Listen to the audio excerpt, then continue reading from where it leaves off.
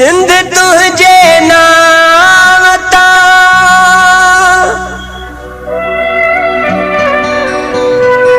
मां सदके थिया सवार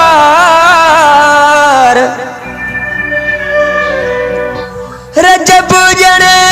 चए गदार हिक न छॾींदुसि सिंध में असां आहियूं सिंधी सिंध असांजी आ असां आहियूं सिंधी सिंध असांजी आ असां जान ॾींदासीं पर पोइ ते न हटंदासीं असां सिंधी आहियूं सिंध असांजी आ असां सिंधी आहियूं सिंध असांजी आ असां जान पर पोइ ते न हटंदासीं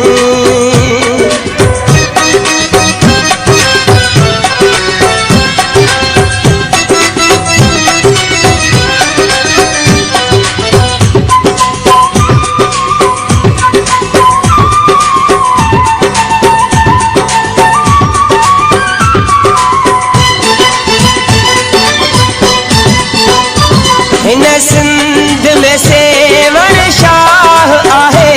हिते मस्तीअ में मेहरान आहे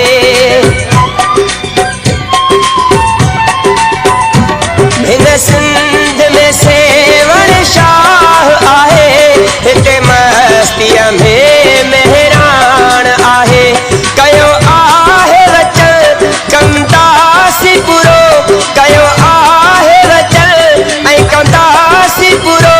पंहिंजो साहिब ॾींदासीं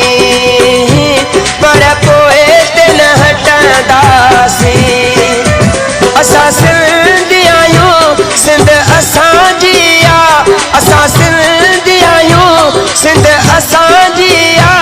असां जान ॾींदासीं पर पोइ ते न हटंदासीं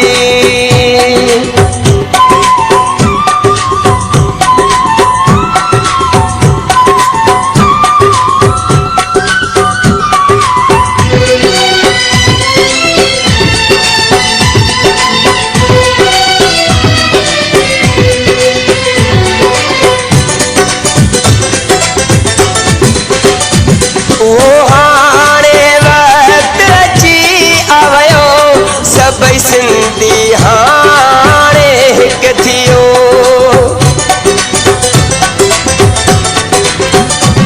उहो हाणे वक़्तु अची आयो सभई सिंधी हाणे हिकु थियो न छॾींदासीं दुश्मन को बि न छॾींदासीं दुश्मन को बि पंहिंजो खून पर पोइ ते न हटंदासीं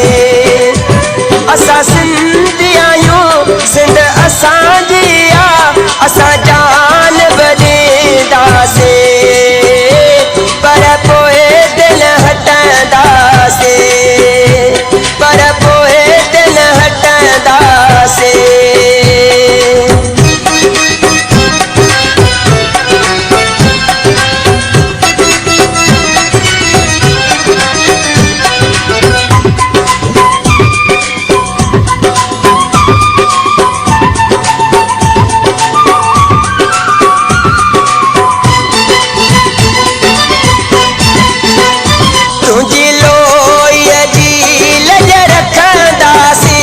सिर रजब उजण न झुकाईंदासीं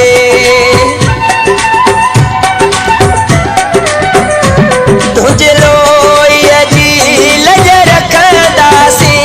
सिर रजब उजण न झुकाईंदासीं सदा सिंध जो नारो हणंदासीं जीअं सिंधड़ी चवंदासीं पर पोइ ते न हटंदासीं पर पोइ ते न हटंदासीं असां सिंधी आहियूं सिंध असांजी